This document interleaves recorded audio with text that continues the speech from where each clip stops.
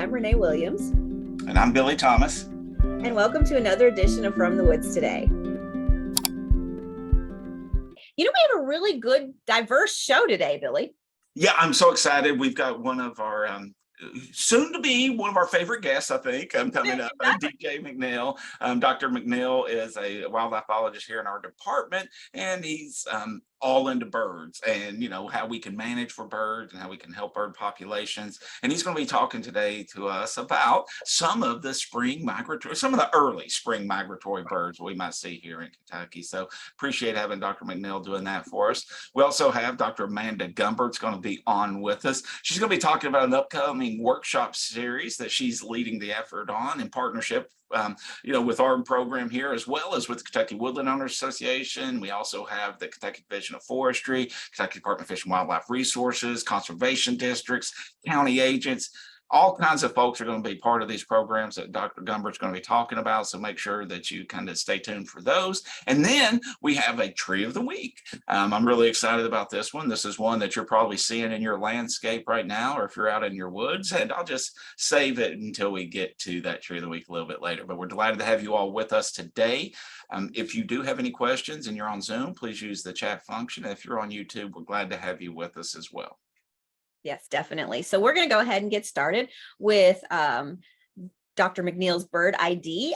This is a really interesting segment that he has given us. And, last time he presented, he was talking about woodpeckers, not how they don't get concussions. And I was like, I've always wondered that. So you never know what else you might end up learning today. So let's go ahead and watch this. That sounds good. Okay, gang. Thanks all for spending a little bit of your time with me today.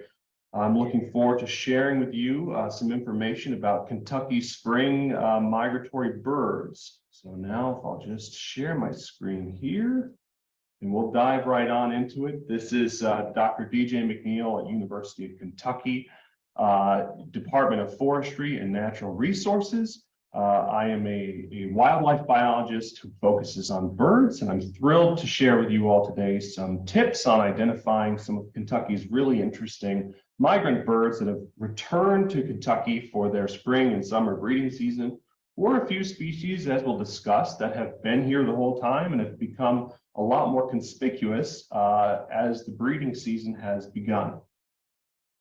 Okay, we'll first begin with the red-winged blackbird. Let me see if I can move this little window out of our way. We might be stuck with that window there.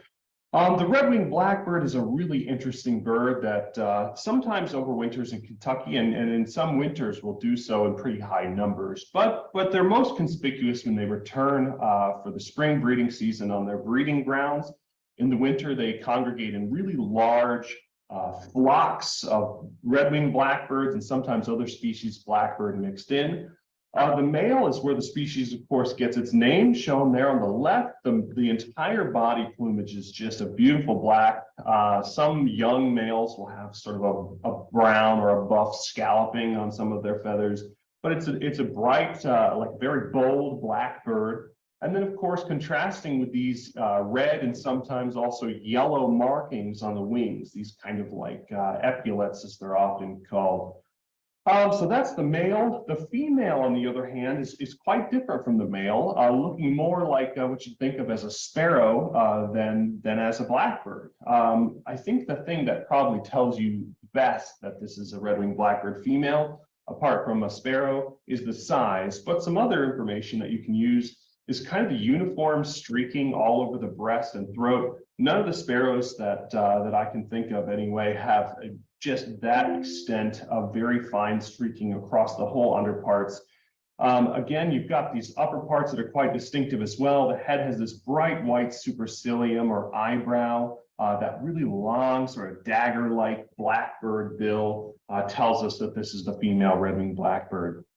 Now, the song is also quite distinctive. I should say that this bird breeds primarily in wetlands or wet areas along the edges of lakes and ponds. So you may think of the song of the red-winged blackbird as something you hear while you're out fishing or along the edge of a lake, but I often think of it as a conqueree or an herbal tea or something along those lines.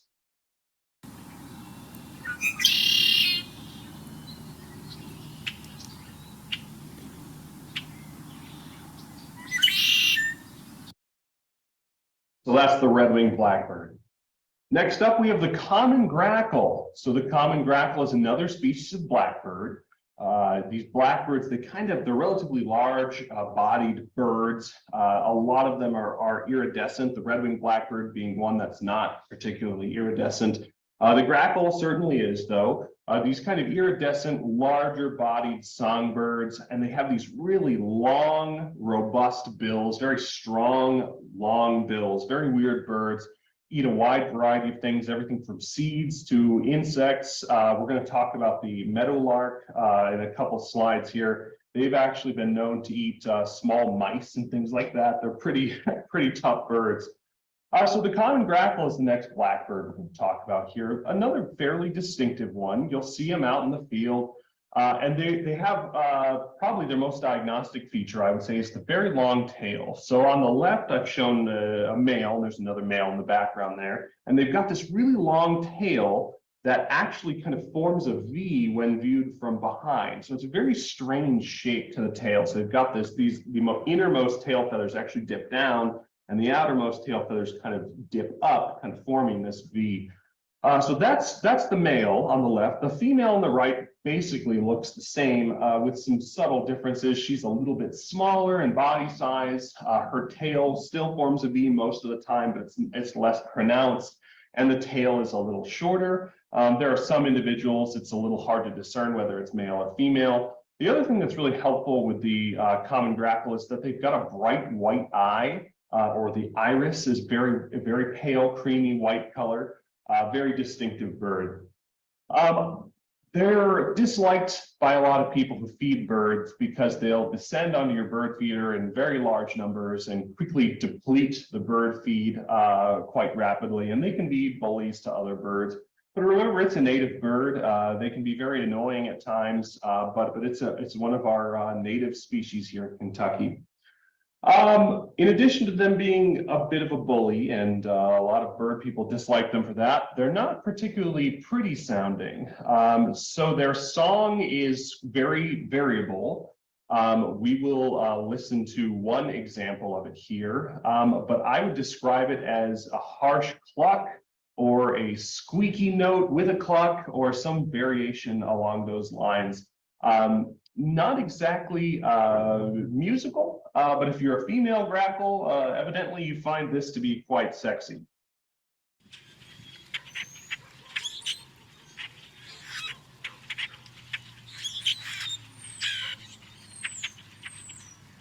What you're hearing there are a few birds doing that cluck, cluck, cluck, and then those real squeaky rising notes or those harsh clacks are the sexy song of the common grackle. Certainly a strange bird. Next up, we have the brown-headed cowbird. This is another blackbird. Its bill is a little shorter than the other blackbirds we've seen. Very unusual in its life history in that it's what's called a brood parasite. So I've shown the male on the left here, which is where they get the name brown-headed cowbird. Male has an iridescent body, and the female is very plain. It's one of the plainest colored songbirds we have in Eastern North America. Not much in the way of streaks or spots or stripes or any of that kind of bells and whistles. She's just a plain kind of clay gray-brown. And what I mean when I say this species is a brood parasite is that the brown-headed cowbird does not incubate its own eggs. So the brown-headed cowbird female finds the eggs of some other bird, kicks out one of the eggs of that host, and lays one of her own eggs in its place. And that is how this species reproduces entirely. So it's what we call brood parasite. So that other bird is duped into raising a baby cowbird thinking that it's its own baby. Now, of course, it's a parasite, and that gives us a certain negative connotation, but it's important to remember that this species is North American native bird, and this is how it is adapted to reproduce, and this is the species life cycle. Its population, however, has been artificially inflated, at least the abundance of the species here in places like Kentucky, due to land use changes. They really love agriculture, so they do well out here. And as a result, their brood parasitism has had negative effects on other native species. Now, with that in mind, the brown-headed cowbird also has a song that you might not describe as the most alluring bird song, but it's interesting to know nonetheless. Only produced by the male, and of course they give other calls, trills and clucks and things like that. But the main song that you hear from the male is this gurgle-zee or glug glug glee, very unusual sound, kind of with a liquidy quality at the beginning.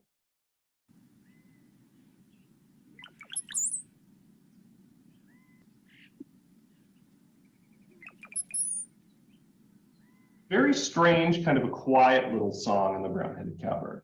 Okay, next up we have the eastern meadowlark. Now these are a pretty good-sized bird, and when you see them there, so they're out in meadowy, open, fieldy, pasture-type ecosystems. And when you flush them, they have very short, stubby little wings. It's a fat little bird, short little tail on it, and you'd be forgiven if you thought it was a bobwhite quail. Now, the eastern meadowlark does overwinter in Kentucky to a certain extent, but by and large, this is a species that really reaches its major levels of abundance during the spring breeding season. Very distinctive, though, if you just look at the bird for a minute again, when it's flying away, it kind of resembles a quail because it's a fat, chunky little bird. But and I should also say, this is another blackbird, even though it doesn't look like one. They're in the family Icteridae, the blackbirds. It has this really long beak that almost resembles the beak of a grackle. But take a look at the plumage. It's distinctive. It's got this really pale supercilium with a white lower, or excuse me, a yellow lower. We've got a yellow throat on the bird, yellow breast and belly, this black mark kind of at the front of the breast. And when you see it from the front, it forms a little V on the breast. It's got a little bit of streaking in the flank, nothing real crazy. And then kind of the back is sort of this sensible camouflage, if you will. It's almost like the plumage is kind of like a reverse mullet. It's got party in the front and business in the back, so to speak. So that's the eastern meadowlark. You'll find them spending most of their time on the ground or perched up in fence posts singing there. Now, unlike the other blackbirds, it has a very nice song. It's a tumbling whistle is how I describe it, and you can come up with your own special mnemonic for how to remember the meadowlark song. But what I use is, spring is finally here.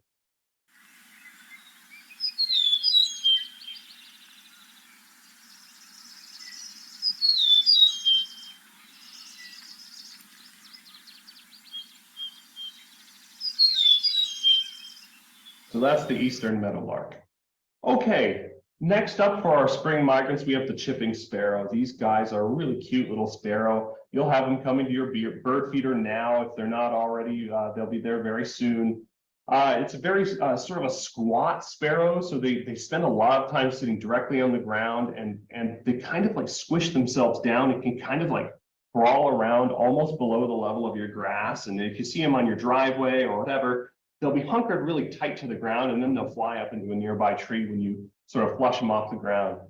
So it's a very small little sparrow. Distinctive, however, it's got no streaks or stripes or anything like that on the flank. It's got some striping on the mantle, basically all sparrows do. It's got this ruddy, reddish, you might even call it a rufous cap, this white supercilium, and this little black line through the eye. The other thing that's pretty distinctive is the kind of jet black bill that the species has during the breeding season.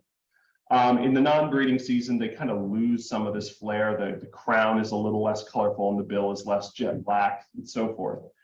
The song is a familiar sound of summer. It's this fast, dry, insect-like trill that they produce more or less constantly throughout the whole summer.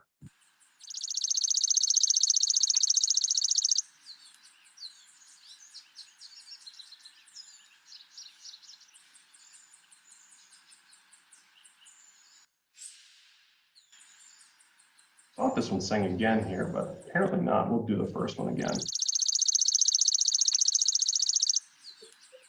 So that's the chipping sparrow. Now, folks don't tend to like these little brown sparrows because they're really difficult to ID, but I would argue that they're not that bad once you've kind of spent a little time learning them. And we're going to learn one more here, and that is the song sparrow. So the song sparrow overwinters in Kentucky in pretty high numbers, but they're a bit more abundant in the spring and summer, and more conspicuous for sure. So remember, the chipping sparrow had that clean, like unmarked breast and relatively simple markings on the face. The song sparrow, in contrast, has a lot of striping along the breast and flanks. It's got this like dark mustachial marking near the malar. It's got this kind of less of a reddish cap and more of a brownish cap. The kind of base color on the head is gray, so it doesn't have that white supercilium. The other thing that's helpful is it has a black spot or a dark brown spot in the center of the breast. Now, I'll warn you that the song is very variable, which is kind of where the species gets its name, song sparrow, because they have such a variable song, but it's also a very lovely song, very familiar. The best mnemonic that I've come up with for it is, or I didn't invent this, but that I use for it is maids, maids, put on your tea kettle, ettle. I'll play the song for you. Most people, when I tell them that mnemonic, they say, I don't really hear it. And you may not either, but maybe you will, and maybe you'll find it helpful. The best way to really grasp the song sparrow song is just hearing it lots of times, and eventually it just kind of seeps in. So here's the complex but beautiful song of the song sparrow.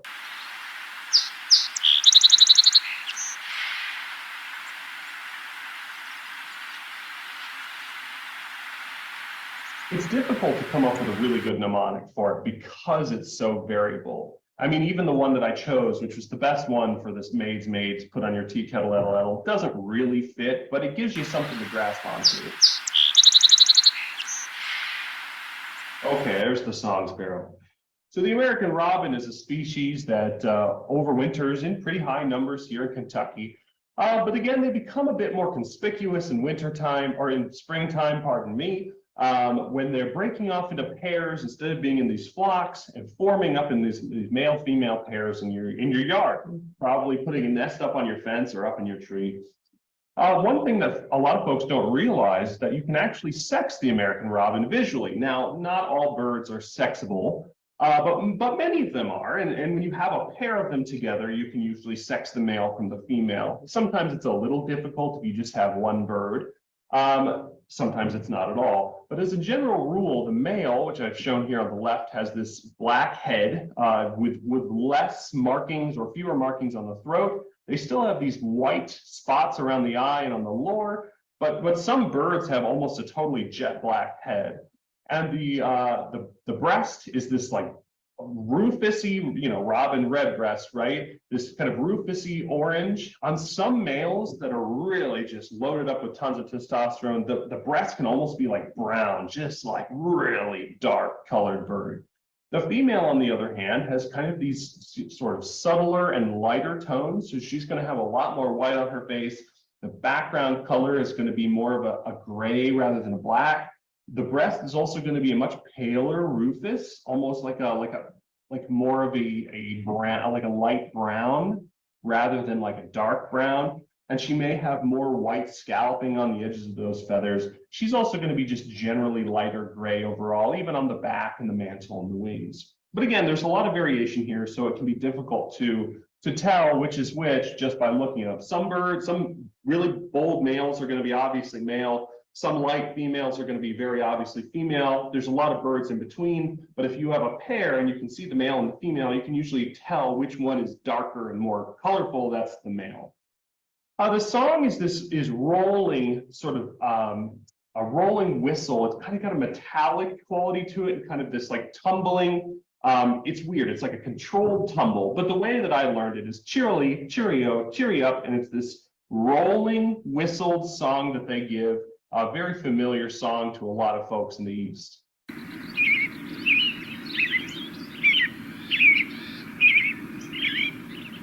Very brief pauses between each of those phrases. Cheerily, cheerio, cheery up.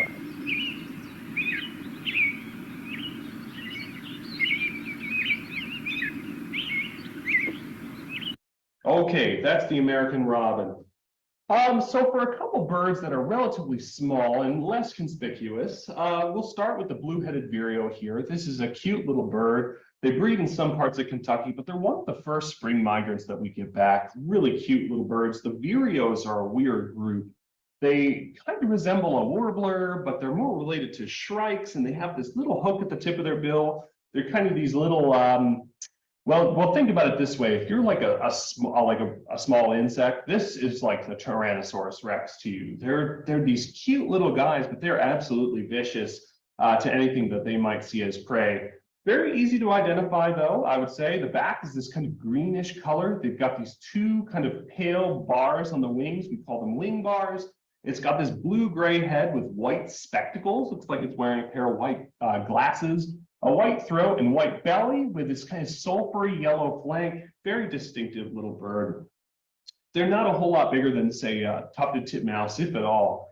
The song is this slow, squeaky, sweet song where they have these weird, funny little phrases, almost like a robin, but they're much sweeter and squeakier, strung together in a really loose string where they say, "Here I am, where are you?"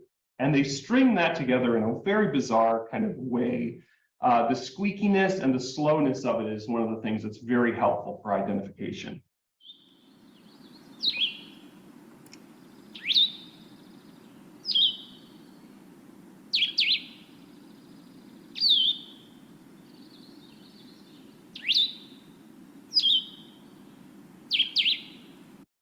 Okay, next up, we have the Eastern Phoebe. Many folks are familiar with the Eastern Phoebe. Very distinctive, and I have it labeled as calls here. This is really the song of the species, but it's not a terribly complex song. So the Eastern Phoebe, it gets its name because it says Phoebe. That's the song. Very distinctive nesting biology of this bird. They tend to nest on human-made structures. In the wild, they'll nest in, or in, I guess I should say, away from humans. They nest on like cliffs and things like that. But they love nesting on the side of your house, and they'll build this kind of muddy, mossy nest where they nest right on the side of a building, basically, almost like a swallow sometimes will. So here's a couple little nestling Eastern Phoebes that are probably just getting ready to jump out of the nest at any point. The adult is relatively distinctive, but it doesn't feel very exciting. It's distinctive in that it's a little flycatcher. It's pretty dark. The darkness of this bird is very helpful. So it's got this dark gray back, this dark gray head, and the tail is dark gray. And it's even got this sort of smudgy little like partial vest that comes around the sides of the breast, but doesn't generally close the breast completely. The throat, the front of the breast, and the belly is usually just pale, kind of off-white. And some birds will get kind of a sulfury color in the flanks. Even more distinctive than the bird visually is the song, which is this rolling Phoebe, Phoebe, Phoebe, Phoebe.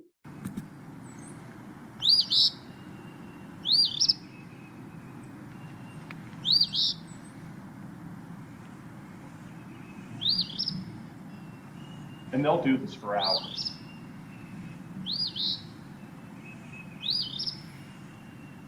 Excellent. So just a couple more of our spring birds. I'd be remiss if I didn't touch on a little bit of waterfowl here. The mallard is easily the most well recognized duck species in North America and possibly the world. It has a really large distribution. Many duck species are very widespread, and the mallard is no exception, found almost all over the world.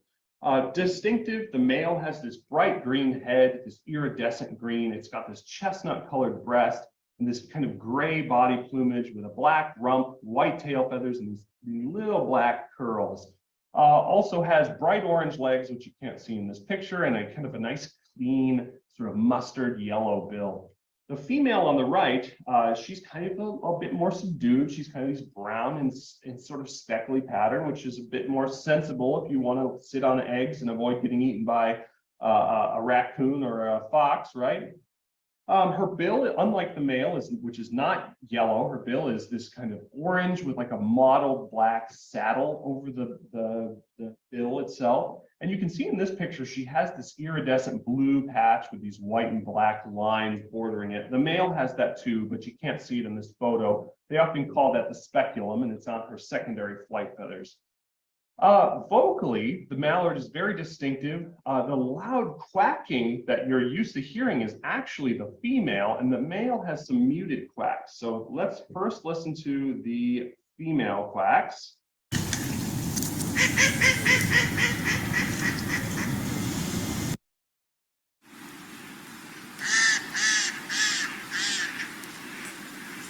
These loud quacks. The male, on the other hand, produces these soft, kind of like quiet, raspy quacks.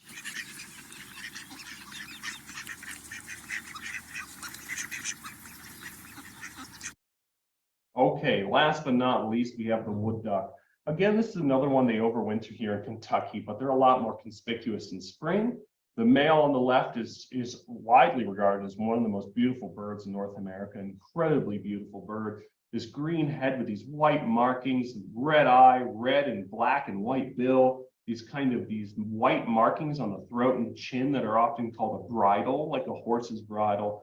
This sort of chestnut breast with little spotting. We've got this black and white spur here at the sort of edge of the breast, this really beautiful, like penciled, almost a yellowish flank with this white line, blue and green wings with white lines.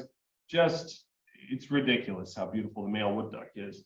I should also say the female is beautiful in her own right as well. She's got less of a crest than the male has, but she still has this cute, shaggy little crest, a white throat, kind of hinting at what we saw in the male. She also has this distinctive teardrop shape around her eye. The breast is kind of this cool gray brown with little like buff flecking throughout, and she's still got a lot of these blue iridescent markings that we saw in the male, very distinctive. And much like with the mallard, the female is actually the louder sex in the wood duck. So she produces this loud rising oeek, oeek, especially when flushed and frightened.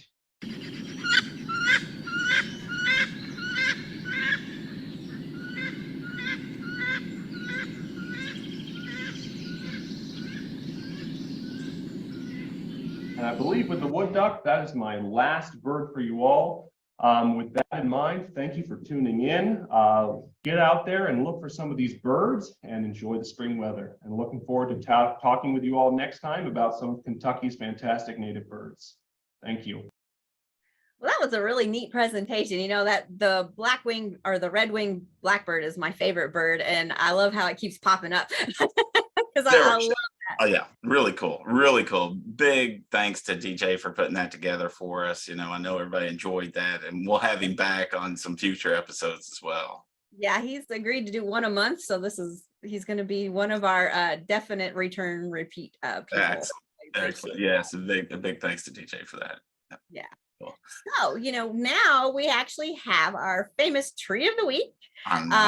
Yeah, so we're going to actually do something that I think you see like in the woods and also in landscaping.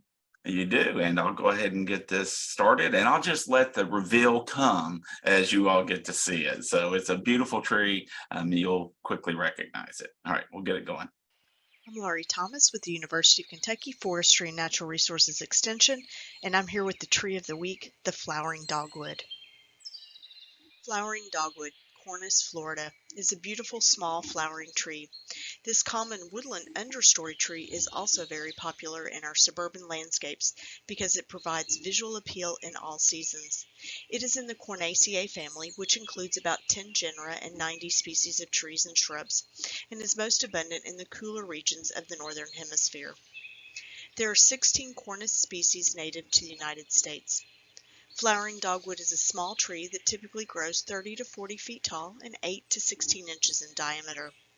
It usually has a short trunk, low branches, and a rounded to flat top crown, and it kind of has a candelabra appearance. Flowering dogwood is moderately fast growing and lives to be about 80 years old, and it's an important wildlife tree. The range of flowering dogwood extends from southwestern Maine, south to northern Florida, and west to Texas, Arkansas, and central Michigan, and it's found in almost every county in Kentucky. Flowering dogwood grows best in well-drained, moist, and slightly acidic soils of the lower and mid slopes.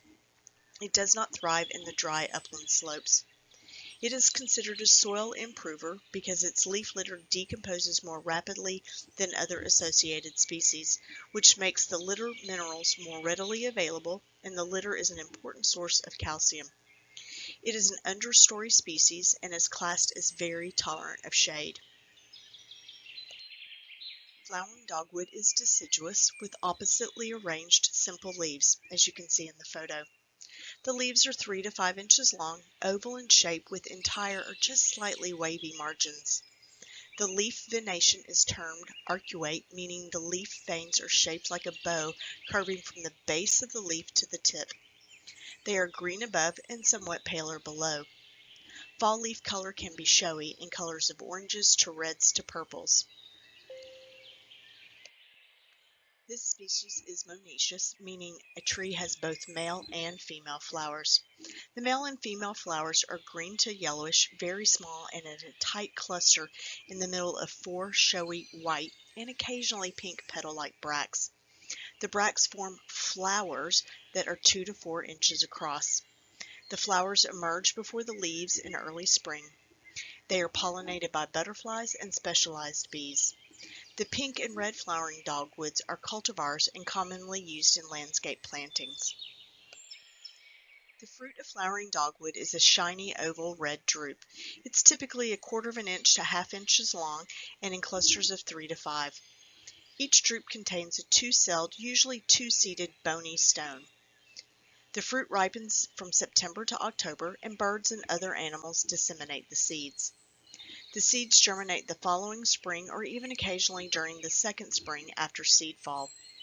Trees can begin seed production as early as 6 years of age, and dogwood produces a good seed crop usually every other year. While the fruit is eaten and relished by wildlife, it is poisonous to humans. The bark is gray and smooth on young trees, and as the tree grows and ages, the bark breaks into scaly blocks. The wood of flowering dogwood is one of the hardest domestic woods of the United States. The wood has excellent shock resistance. The wide sapwood is cream to pale pinkish in color, and the narrow heartwood is reddish-brown. It is diffuse porous, and growth rings are usually distinct due to the gradually increasing pore density in the late or summer wood. There tends to be very little heartwood, and the sapwood is considered non-durable to perishable and is also susceptible to insect attack. The wood has been used for small specialty objects and turned objects, as well as small gadgets that need to withstand rough use, such as mallets, pulleys, weaving shuttles, and golf club heads. Flowering dogwood is a valuable wildlife tree. All parts of the tree, the flowers, fruit, twigs, leaves, and bark are consumed by a variety of wildlife. In fact, there are more than 36 different species of birds that eat the fruit, including gray catbird and eastern bluebird, hermit thrush, and the cedar waxwing.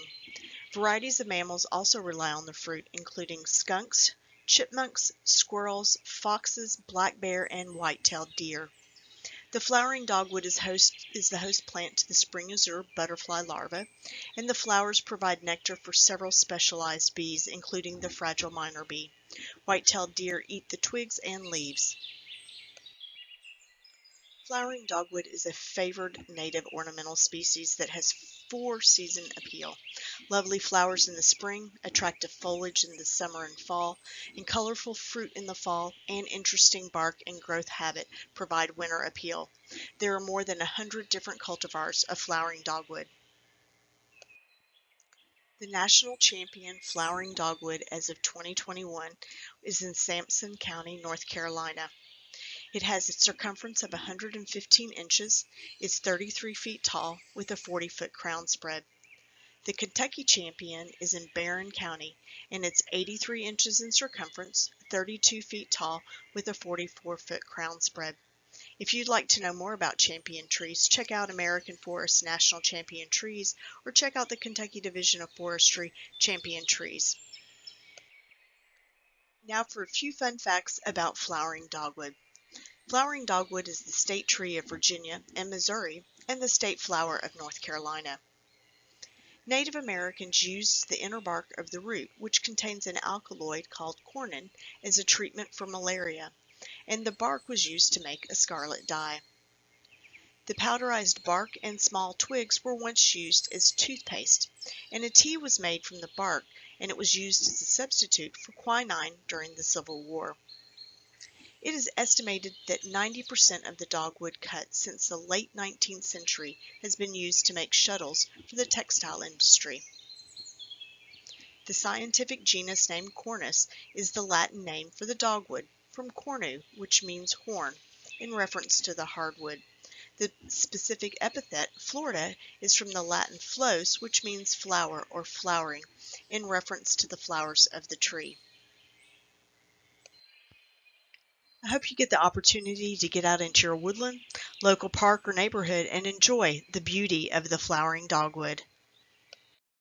I told you it would be something that you definitely would notice and that you definitely would see. So this is something that you can get out in your woods and definitely see any kind, you see the white blooms a lot. And I was even surprised, like mine did turn a little reddish this fall. So that was the first year it had done that. Yeah, there's a couple of cultivars like Cherokee and some others that have that pinkish. So I don't know, maybe you got a little Cherokee in you or something. I don't know. So moving on to our next segment is kind of steps for stewardship. So Dr. Gumbert is on to tell us a little bit about the program that you all are doing. Hi, everybody. We just Hello. wanted to share with you some information about some upcoming workshops that we're hosting. So I'm Amanda Gumbert. I'm an extension specialist for water quality here at UK. And I'm working with Billy and Renee in the Forestry and Natural Resources Department. And we've partnered with the Kentucky Woodland Owners Association. So many of you may be members. And if you're not and you're a woodland owner, you should consider joining. So a little plug for KWOA there. But just wanted to let folks know we're hosting a series of workshops that we're calling Getting Started with Stewardship. And it's really about managing your land, your water resources, your trees, your wildlife, targeted to audiences who might really not know how to get started with conservation.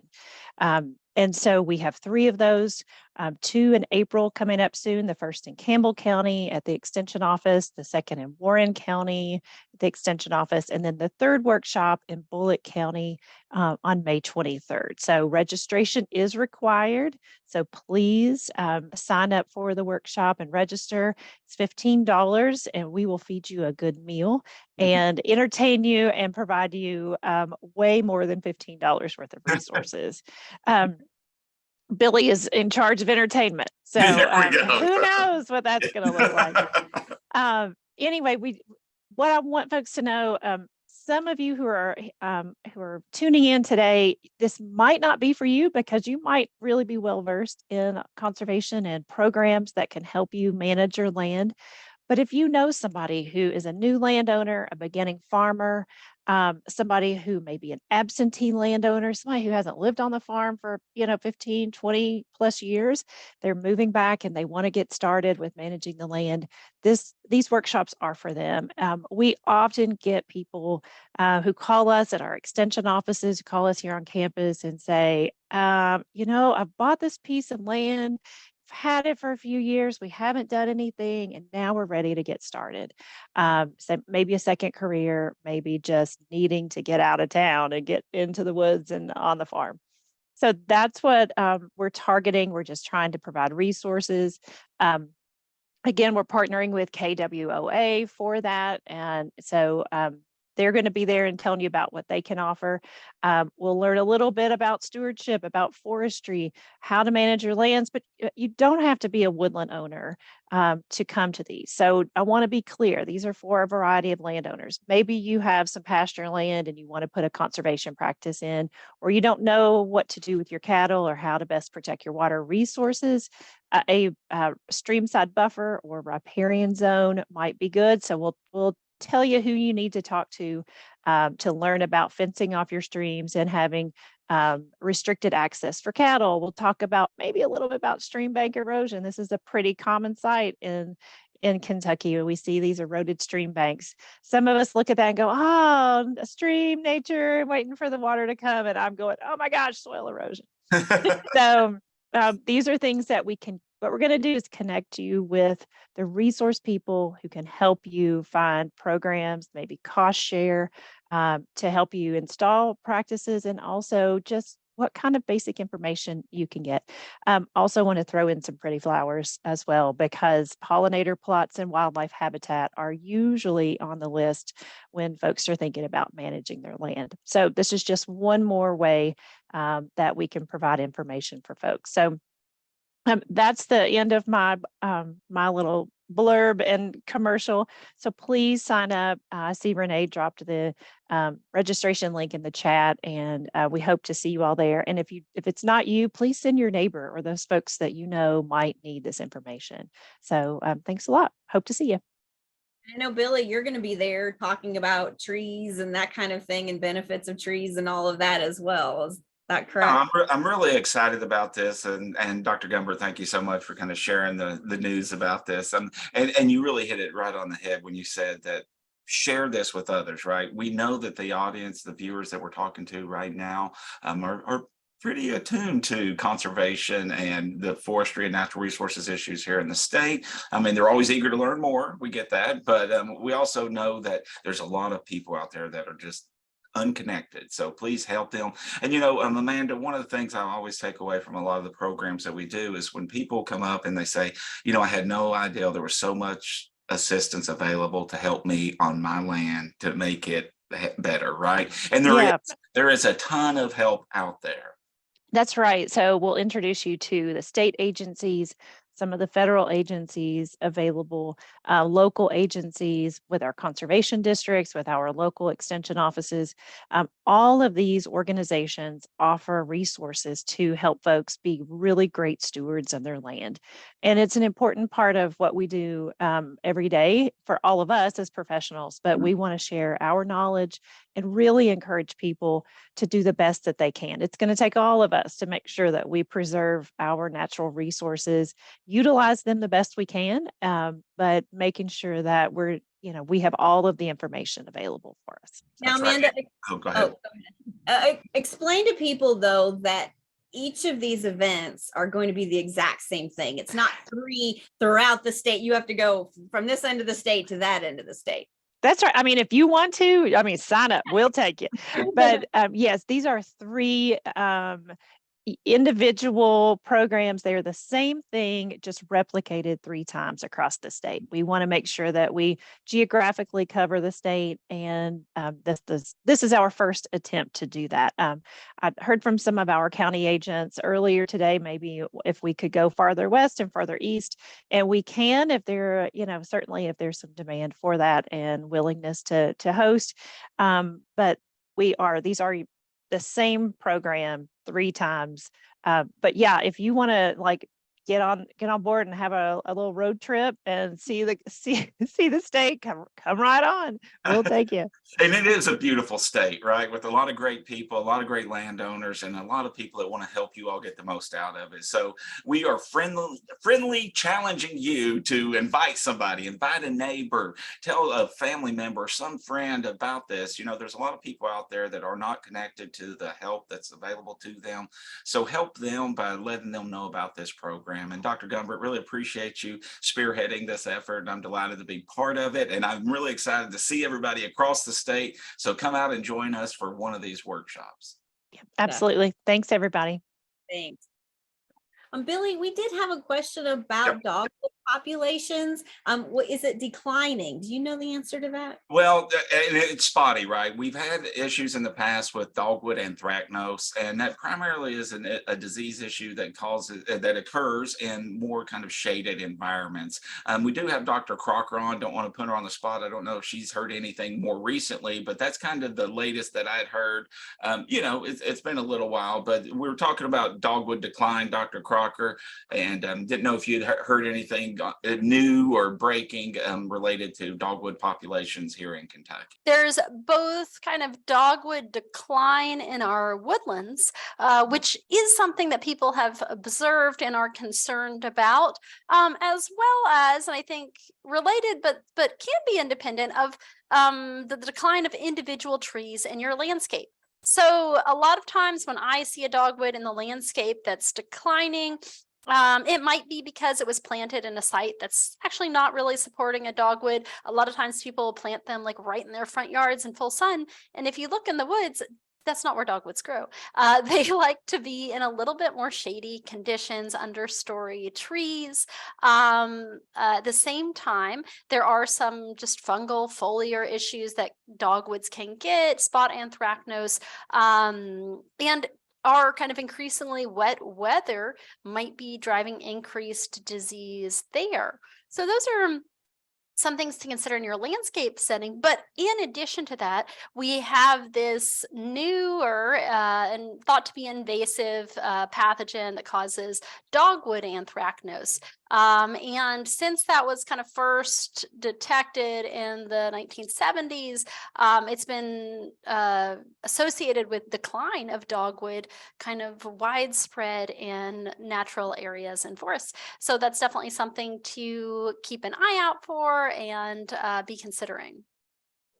Thank you. Thank you very much. There are, when you are purchasing lovely dogwoods for your landscape, you can find all sorts of different cultivars of both native flowering dogwood, but also other dogwoods. And some of those cultivars, they're going to have different traits. Some of them might be more tolerant to some of the either spot anthracnose or dogwood anthracnose than others. So if that's been an issue for you and you're looking to replace a tree, I highly recommend looking at some of those options that are out there. That might be a better fit for the spot you have. Wonderful. Thank you. We appreciate it. And I would say, Jan, back to your question, I think, yes, that still applies to what we're seeing there in Eastern Kentucky Hills as well. And certainly they're not the longest lived species either. So, but thank you, Dr. Crocker. Appreciate that very much.